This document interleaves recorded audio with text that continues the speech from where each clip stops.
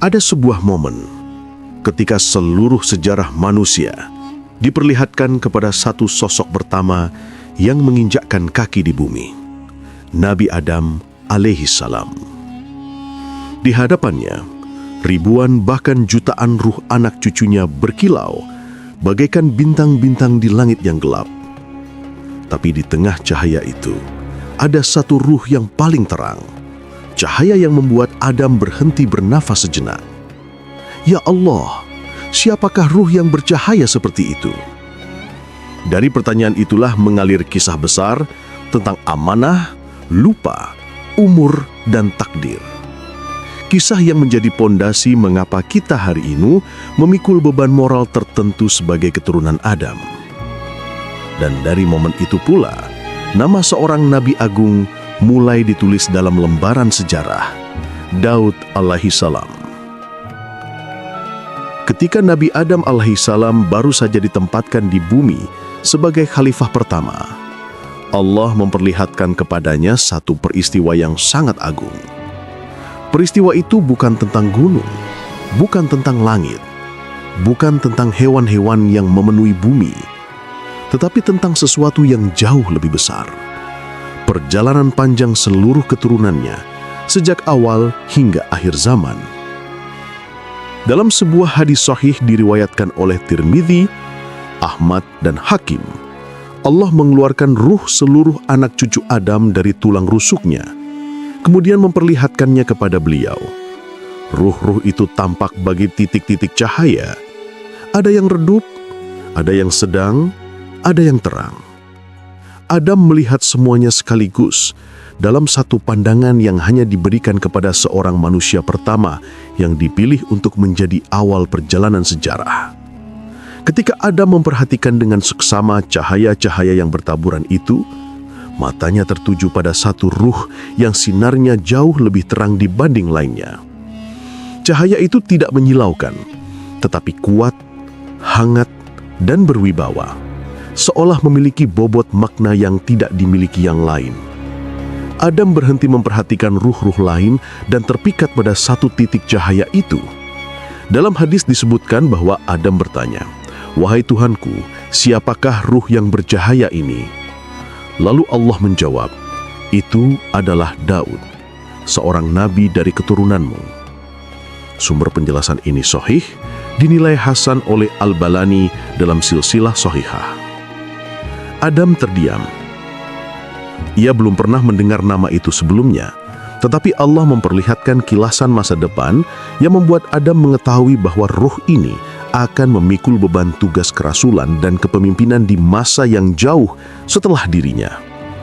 Dalam pandangan itu, Allah mengajarkan bahwa cahaya ruh bukan berasal dari jasad atau rubah fisik, tetapi dari kadar cahaya iman dan kedudukan yang Allah tetapkan bagi hamba yang Dia kehendaki. Adam mengetahui bahwa setiap ruh yang ia lihat akan hidup di dunia, menjalani perjalanan masing-masing, menghadapi ujian sesuai kadar yang Allah tetapkan. Namun ruh ini tampak berbeda. Maka Adam kembali bertanya, "Wahai Robku, berapa usia anak ini?" Allah berfirman, 60 tahun. Adam terkejut. Cahaya seterang itu, tugas sebesar itu, dan hanya 60 tahun. Dalam hati Adam, 60 tahun tampak terlalu sedikit untuk menjalankan amanah yang begitu besar. Maka Adam berkata, "Wahai Tuhanku, tambahkanlah usianya." Allah bertanya kembali, "Berapa yang engkau berikan kepadanya?"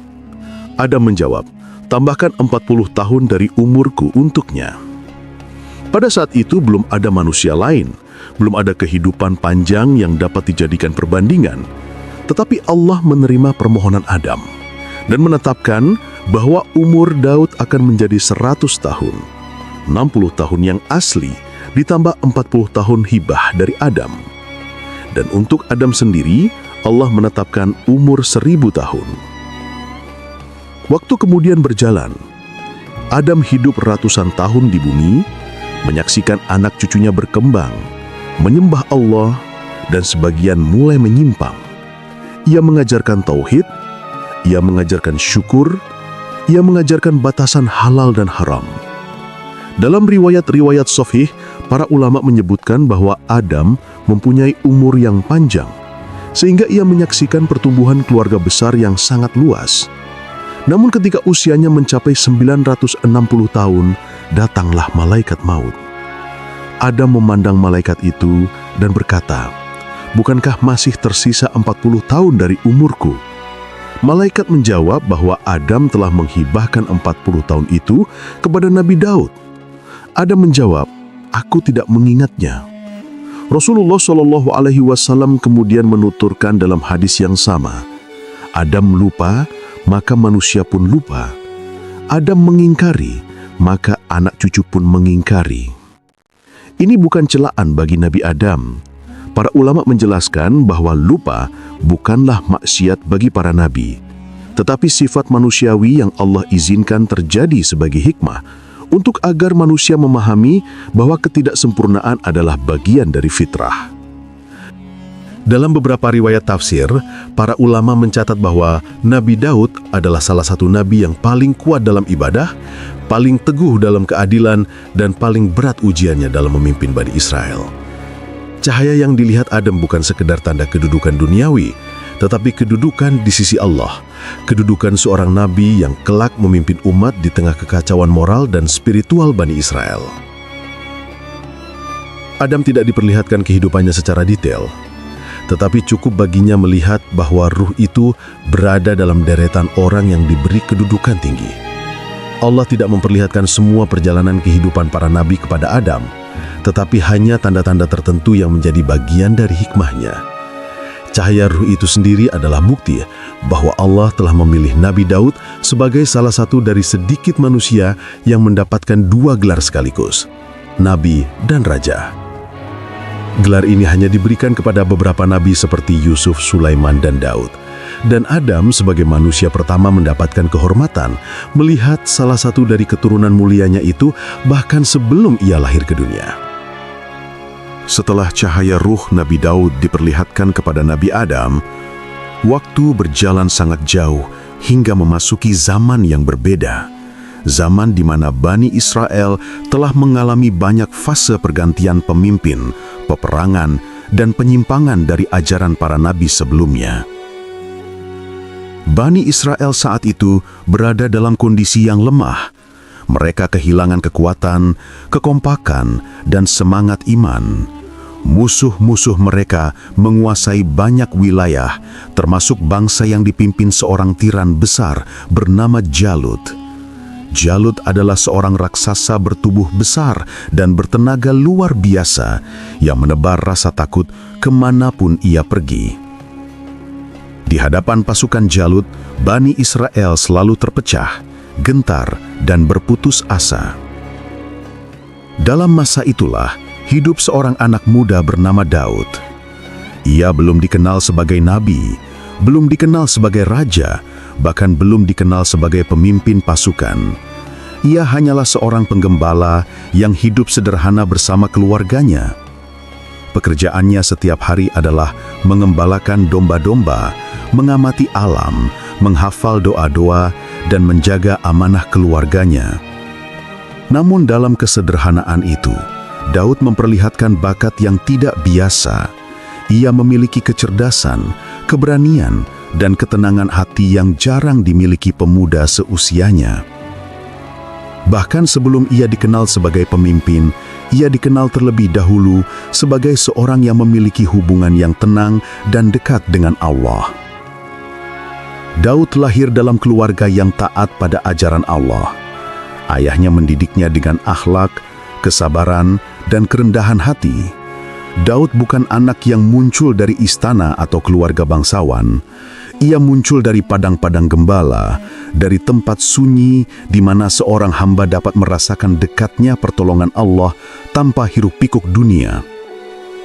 Pada masa itu, Bani Israel meminta kepada nabi mereka yang dalam banyak tafsir disebut sebagai Nabi Syamuel atau Samuel, agar Allah mengutus seorang raja untuk memimpin mereka melawan musuh. Nabi mereka memperingatkan bahwa jika Allah mengutus seorang pemimpin, mereka harus patuh dan tidak membangkang. Tetapi seperti biasa, Bani Israel tidak mudah tunduk. Setelah perdebatan panjang, Allah akhirnya mengangkat Tolut sebagai raja. Tolut bukan orang kaya, bukan bangsawan, bukan tokoh populer. Ia adalah sosok yang dipilih Allah karena kekuatannya, ilmunya, dan kemampuannya memimpin. Namun sebagian Bani Israel menolak keputusan itu karena mereka masih menilai kepemimpinan berdasarkan status duniawi. Allah menurunkan wahyu bahwa tanda kepemimpinan Tolut adalah kembalinya tabut, peti peninggalan yang berisi ketenangan bagi mereka. Setelah Tolut diakui, ia mulai membentuk pasukan melawan Jalut. Tetapi pasukan Jalut sangat kuat. Mereka memiliki jumlah yang besar, perlengkapan perang yang lengkap, dan militansi tinggi. Ketika dua pasukan mendekat, sebagian besar Bani Israel menunjukkan rasa takut. Banyak yang kembali, banyak yang ragu, dan banyak yang berhenti berjuang. Hanya sedikit dari mereka yang tetap tegar, yang disebut Allah dalam Al-Baqarah sebagai orang-orang yang yakin bahwa mereka akan menemui Allah. Daud tidak berada dalam barisan pasukan besar itu. Ia masih tetap mengembala. Suatu hari, ayahnya memintanya pergi ke medan pertempuran untuk mengantarkan makanan kepada saudara-saudaranya yang ikut perang. Daud menerima perintah itu dengan patuh dan berangkat membawa gandum dan bekal. Ia sama sekali tidak berniat masuk dalam pertempuran besar melawan Jalut. Ia hanya melaksanakan tugas seorang anak kepada ayahnya. Namun sesampainya di medan perang, Daud melihat sebuah pemandangan yang berbeda. Ia melihat Jalut berdiri di tengah lapangan dengan baju besi besar yang memantulkan cahaya matahari. Jalut menyeru pasukan Bani Israel untuk memanggil seorang yang berani maju melawannya satu lawan satu. Siapapun yang mampu mengalahkannya akan mengalahkan seluruh pasukannya. Tetapi tidak ada seorang pun yang berani maju. Tolut sebagai seorang raja dan pemimpin pasukan menyadari bahwa tidak ada dari tentaranya yang cukup kuat menghadapi Jalut. Daud memperhatikan suasana itu. Ia melihat ketakutan yang menyelimuti barisan pasukan Bani Israel. Ia mendengar ejekan Jalut yang menghina mereka dan Tuhan mereka. Maka ia bertanya kepada para prajurit tentang apa yang sedang terjadi. Mereka menjelaskan tentang Jalut dan tantangannya, serta ketidakberanian siapapun untuk maju. Daud merasa tergerak dalam hatinya. Ia tidak bergerak karena bangga, bukan bergerak karena ambisi, tapi karena keyakinan kuat bahwa Allah lebih besar daripada siapapun di muka bumi. Ia kemudian maju dan mengatakan kepada Talut bahwa ia ingin menghadapi Jalut. Para prajurit menertawakannya. Mereka mengatakan bahwa Daud hanyalah seorang anak rekahan, penggembala yang tidak memiliki pengalaman perang. Tolut pun awalnya ragu. Namun ketika ia melihat keyakinan Daud, ketenangan hatinya, dan keberaniannya yang bersumber dari tauhid, Tolut mulai menyadari bahwa ada sesuatu pada diri Daud yang berbeda dari yang lain. Tolut mencoba memberikan baju besinya kepada Daud, tetapi baju itu terlalu berat untuknya. Daud melepaskannya dan berkata bahwa ia tidak terbiasa dengan alat perang berat. Ia hanya membawa ketapel, tongkatnya, dan beberapa batu yang halus. Ketika Jalut melihat Daud maju, ia mengejeknya. Dalam riwayat tafsir disebutkan bahwa Jalut memandang rendah Daud dan berkata, "Apakah kalian mengirimkan seorang anak kecil untuk melawanku?" Tetapi Daud tidak terpengaruh oleh ejekan itu. Ia mengatakan bahwa ia datang dengan nama Allah, Tuhan langit dan bumi. Daud memungut sebuah batu, meletakkannya di ketapelnya, dan melempar batu itu dengan kekuatan dan akurasi yang tidak biasa. Dengan izin Allah, batu itu meluncur tepat mengenai kepala Jalut dan menjatuhkannya. Pasukan Jalut gonjang-ganjing. Ketika Jalut roboh, seluruh pasukannya tercerai-berai, dan kemenangan besar berada di pihak Bani Israel. Kemenangan ini tidak hanya mengakhiri kediktatoran Jalut, tetapi juga mengubah jalan hidup Daud untuk selamanya. Ia tidak lagi hanya menjadi penggembala, ia menjadi seorang pahlawan besar. Allah kemudian memberikan kepadanya kerajaan dan kenabian. Dan dari titik inilah perjalanan Nabi Daud sebagai nabi dan raja dimulai. Kemenangan Daud atas Jalut menjadi titik balik yang tidak hanya mengubah arah peperangan, tetapi juga mempengaruhi hati Bani Israel. Mereka yang sebelumnya meragukan kekuatan Allah, kini menyaksikan bagaimana seorang pemuda yang tidak memiliki baju besi, tidak memiliki pedang, bahkan tidak memiliki pengalaman perang, mampu mengalahkan simbol terkuat dari pasukan musuh. Peristiwa itu menjadi bukti bahwa kemenangan tidak selalu diberikan kepada pasukan terbesar, tetapi kepada siapa saja yang hatinya paling yakin kepada Allah. Daud menjadi tanda bahwa takdir Allah dapat membalikan keadaan dengan cara yang tidak pernah disangka. Setelah Jalut roboh, pasukan musuh tercerai-berai dan Bani Israel meraih kemenangan besar. Dalam kegembiraan itu, Tolut membawa Daud pulang ke negerinya dan memperkenalkannya kepada rakyat sebagai pahlawan. Namun, popularitas yang meningkat tidak mengubah Daud. Ia tetap rendah hati, tetap menjalankan kewajiban sebagai keluarga biasa, dan tetap menggembala ketika tugasnya tidak diperlukan. Ketika sebagian kaum mulai memuji kehebatannya, Daud mengembalikan semua pujian itu kepada Allah, karena ia tahu bahwa ketepilnya bukanlah penyebab kemenangan. Batu itu bukan penentu, kekuatan tangannya bukan faktor. Yang membuat batu itu tepat mengenai sasaran hanyalah pertolongan Allah. Rakyat mulai mencintai Daud. Mereka melihat padanya ketulusan, keberanian, dan keimanan yang tidak dibuat-buat. Nama Daud semakin dikenal di seluruh wilayah Bani Israel. Namun, popularitas itu juga menimbulkan kecemburuan di hati sebagian orang, termasuk sebagian pengikut Tolut. Tetapi Tolut sendiri menyadari bahwa apa yang terjadi pada Daud bukan sesuatu yang bisa ia lawan. Ia melihat tanda-tanda kenabian dalam diri pemuda itu, meski Allah belum menurunkan wahyu kepadanya secara penuh. Dalam masa inilah, Allah mempersiapkan Daud untuk tugas yang jauh lebih besar. Meskipun ia telah berhasil mengalahkan Jalut, Allah belum memberinya kerajaan secara langsung. Kejayaan itu harus didahului proses panjang yang akan membentuk kepribadiannya sebagai pemimpin. Ia harus mengenal umatnya lebih dalam, merasakan kebutuhan rakyatnya, dan memahami susah payah kehidupan sebelum ia duduk di kursi kekuasaan. Ini adalah sunatullah bagi para nabi dan pemimpin. Mereka tidak dibesarkan dalam kemewahan, tetapi dalam ujian-ujian yang menguatkan jiwa. Daud kemudian mulai membantu Tolut dalam urusan pemerintahan dan peperangan. Ia memimpin sebagian pasukan kecil dan mulai dikenal sebagai panglima muda yang bijaksana. Ia tidak mengandalkan kekuatan fisiknya, tetapi kecerdasannya dalam mengatur strategi dan ketajaman membaca situasi. Setiap peperangan yang ia pimpin berakhir dengan kemenangan, dan ini membuat rakyat semakin percaya kepadanya. Namun, sebagaimana manusia adalah makhluk yang diuji, Daud pun menghadapi ujian besar. Dalam beberapa riwayat tafsir, diceritakan bahwa sebagian orang mulai memuji Daud secara berlebihan di hadapan Tolut.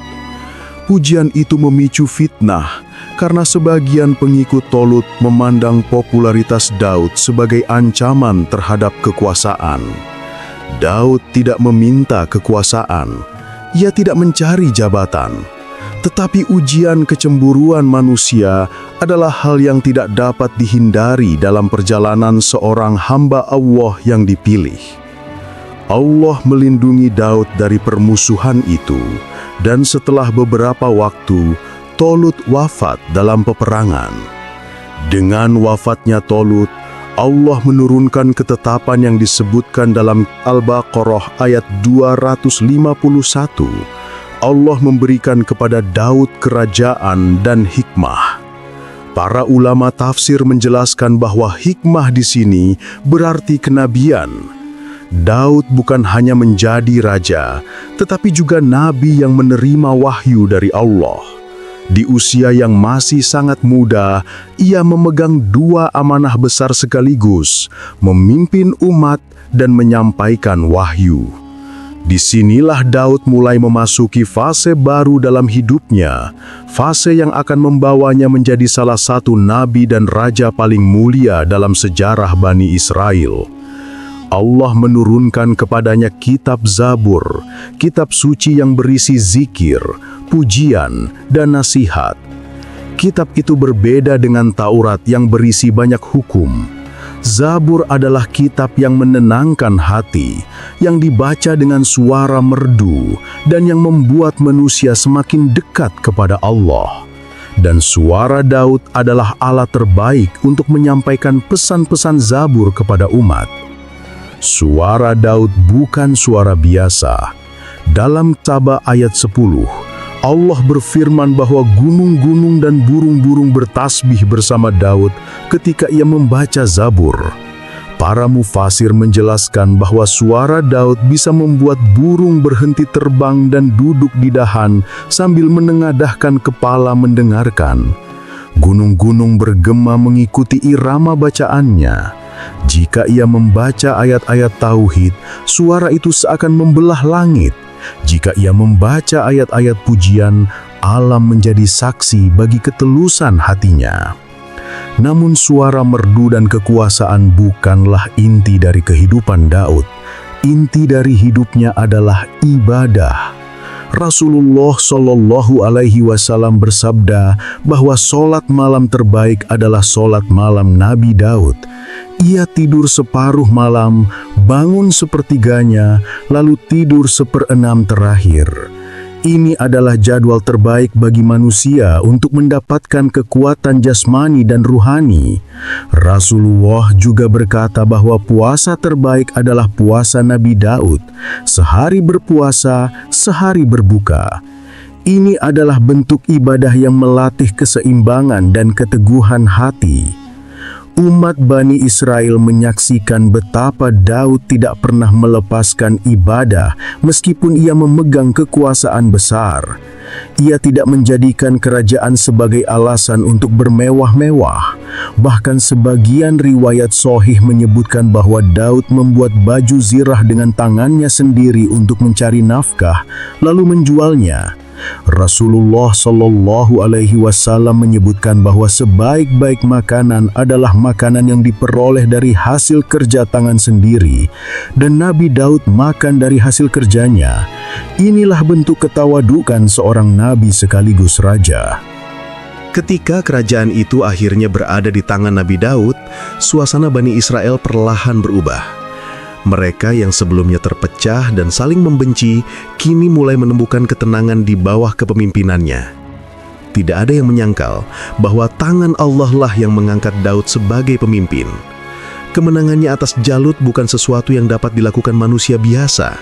Dan setelah Allah memberinya kerajaan dan kenabian, umat pun menyaksikan sendiri bahwa kepemimpinannya bukan sekedar kekuasaan dunia, tetapi bimbingan wahyu yang menuntun setiap keputusannya.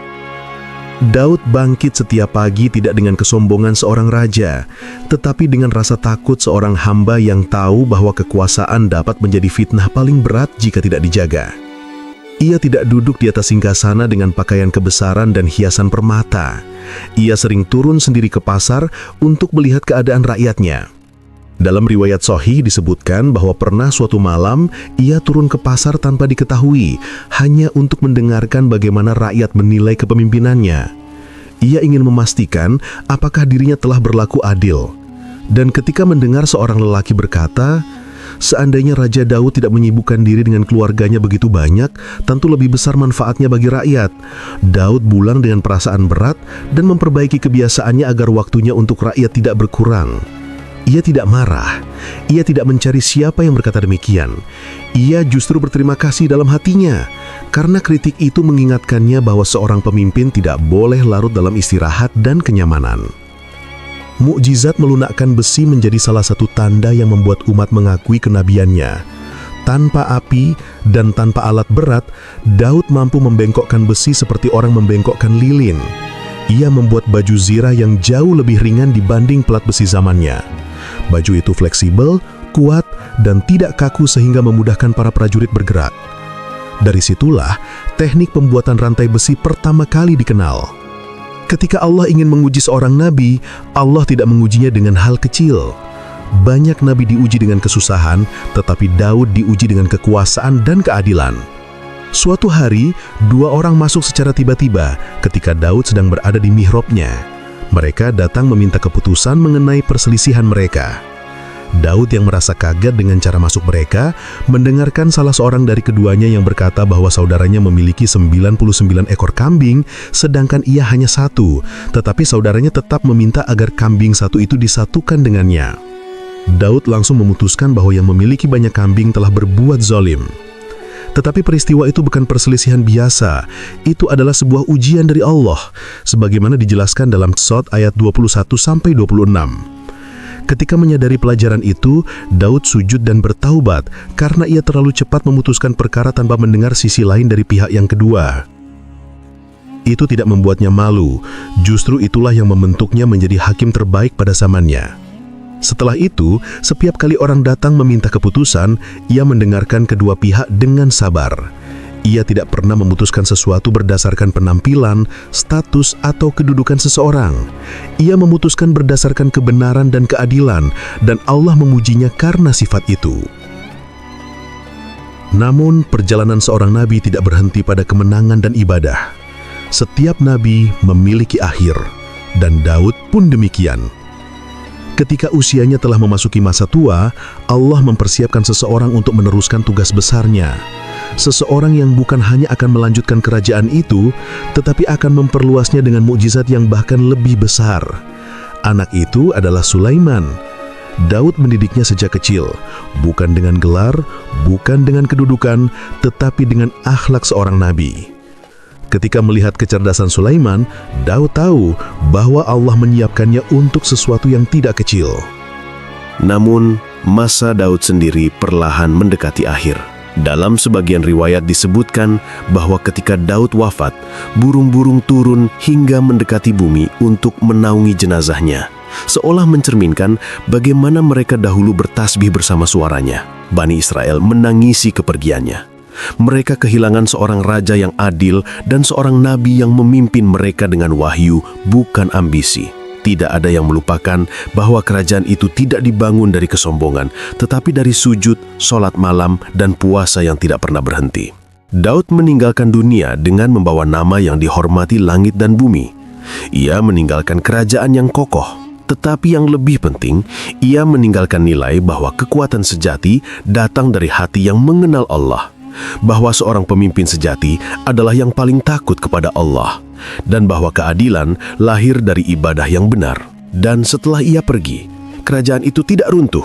Ia justru memasuki masa keemasan di tangan puteranya, Nabi Sulaiman, yang Allah berikan kemampuan berbicara dengan binatang, menguasai angin, dan memimpin bala tentara jin. Tetapi semua itu tidak akan terjadi tanpa fondasi yang dibangun oleh Daud. Fondasi keadilan, kesabaran, dan ketaatan. Kepergian Nabi Daud memang menutup satu bab besar dalam sejarah para nabi, tetapi pengaruhnya tidak berhenti hanya pada masa itu. Setelah jenazahnya dimakamkan, masyarakat Bani Israel masih merasakan wibawa dan ketenangan yang seolah tetap tertinggal di sekitar istana.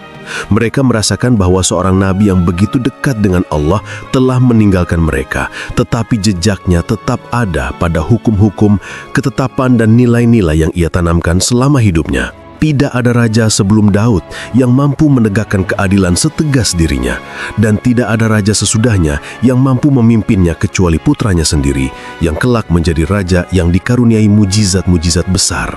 Setelah wafatnya Daud, kerajaan itu tidak dipenuhi perebutan kekuasaan sebagaimana sering terjadi pada bangsa-bangsa lain. Tidak ada perang saudara, tidak ada pengkhianatan, dan tidak ada keluarga yang memperebutkan tahta. Sebab seluruh umat sudah tahu bahwa Allah sendiri telah memberi isyarat bahwa Sulaiman adalah pewaris kepemimpinan itu. Sejak kecil, Sulaiman menunjukkan kecerdasan yang luar biasa dalam mengambil keputusan. Dalam riwayat tafsir diceritakan bahwa ketika ia masih muda, ia pernah memutuskan perkara yang tidak dapat diputuskan oleh orang dewasa. 2 orang datang mengadukan bahwa ladang salah satu dari mereka dirusak oleh kambing milik orang lain. Ayahnya, Daud, memutuskan agar kambing itu diberikan kepada pemilik ladang sebagai ganti rugi. Namun Sulaiman berkata dengan lebih halus dan lebih adil bahwa kambing itu dipinjamkan sementara kepada pemilik ladang agar ia dapat memanfaatkannya. Sedangkan pemilik kambing memperbaiki ladang itu sampai kembali seperti semula. Barulah kemudian kambing dikembalikan kepada pemilik asal. Ketika mendengar keputusan itu, Daud langsung mengetahui bahwa Allah memberikan kecerdasan dan kebijaksanaan yang istimewa kepada putranya. Daud mendidik Sulaiman bukan hanya dengan kata-kata, tetapi dengan teladan. Ia mengajarkan kepada Sulaiman bahwa seorang pemimpin tidak boleh terlalu cepat mengambil keputusan, bahwa seorang hakim harus mendengarkan dua sisi dengan sabar, dan bahwa seorang raja tidak boleh membiarkan kekuasaan menutupi kelemahannya sebagai manusia. Inilah nilai-nilai yang kemudian menjadi dasar bagi kerajaan besar yang dibangun Sulaiman setelah ayahnya wafat. Apa yang dilakukan Daud tidak pernah hilang, justru menjadi fondasi dari salah satu kerajaan paling diberkahi di muka bumi. Namun sebelum kerajaan itu benar-benar berada di tangan Sulaiman, kita perlu melihat satu bagian penting dari kehidupan Daud, hubungannya dengan rakyat dan kedekatannya dengan Allah. Itulah yang membuat kisahnya berbeda dari banyak raja dalam sejarah. Sebelum wafat, Daud menyusun pemerintahan dengan rapi. Ia memastikan bahwa hukum Allah ditegakkan. Ia memastikan bahwa kitab Zabur dibacakan, dipelajari, dan diamalkan oleh rakyatnya. Ia memastikan bahwa struktur pemerintahan tidak akan runtuh setelah kepergiannya. Dan ketika ia mulai merasakan kelemahan tubuhnya, ia mendekatkan diri kepada Allah lebih daripada sebelumnya. Dalam sebagian riwayat ulama disebutkan bahwa akhir hidup Daud dipenuhi dengan doa-doa panjang, zikir, dan bacaan Zabur yang membuat gunung-gunung kembali bergema seperti masa mudanya. Kemudian datanglah hari ketika malaikat maut mendekatinya. Kedatangan malaikat itu bukan kejutan bagi Daud, karena ia telah menghabiskan hidupnya dalam kesadaran penuh bahwa setiap manusia akan kembali kepada Allah. Tidak ada ketakutan yang menguasai hatinya, hanya rasa haru bahwa kehidupannya akhirnya mencapai ujung. Ia meninggalkan dunia yang penuh kegaduhan, tetapi ia membawa ketenangan yang hanya dimiliki oleh orang-orang yang telah menjalankan amanah dengan sebaik-baiknya. Ketika kabar wafatnya menyebar, Bani Israel berkumpul dan menangisi kepergian seorang nabi yang telah membawa mereka dari keterpurukan menuju kejayaan. Mereka menangis bukan hanya karena kehilangan raja, tetapi karena kehilangan seorang guru, pembimbing, dan pelindung spiritual. Sulaiman kemudian berdiri menggantikan ayahnya. Tetapi kisah itu bukan bagian dari bab ini. Bab ini adalah tentang akhir perjalanan seorang hamba yang dipilih Allah untuk menyatukan dua jabatan besar, kenabian dan kerajaan. Tidak banyak manusia yang pernah diberi dua amanah sekaligus seperti itu, karena keduanya membutuhkan sifat-sifat yang bertolak belakang. Kelembutan seorang pendakwa dan ketegasan seorang raja. Tetapi Daud mampu menjalankannya karena hatinya lebih tunduk kepada Allah daripada kepada kekuasaan. Dengan wafatnya Daud, seluruh hikmah hidupnya menjadi pelajaran bagi umat manusia sepanjang sejarah. Kita belajar darinya bahwa seorang pemimpin harus adil, bahwa kekuatan sejati berasal dari iman, bahwa ibadah adalah benteng dari kesombongan, dan bahwa suara hati yang dekat kepada Allah sanggup mengguncangkan gunung-gunung. Tidak ada yang sia-sia dalam perjalanan Daud. Setiap kemenangan, setiap ibadah, setiap air mata dan setiap sujudnya menjadi bagian dari warisan agung yang Allah abadikan dalam Al-Quran.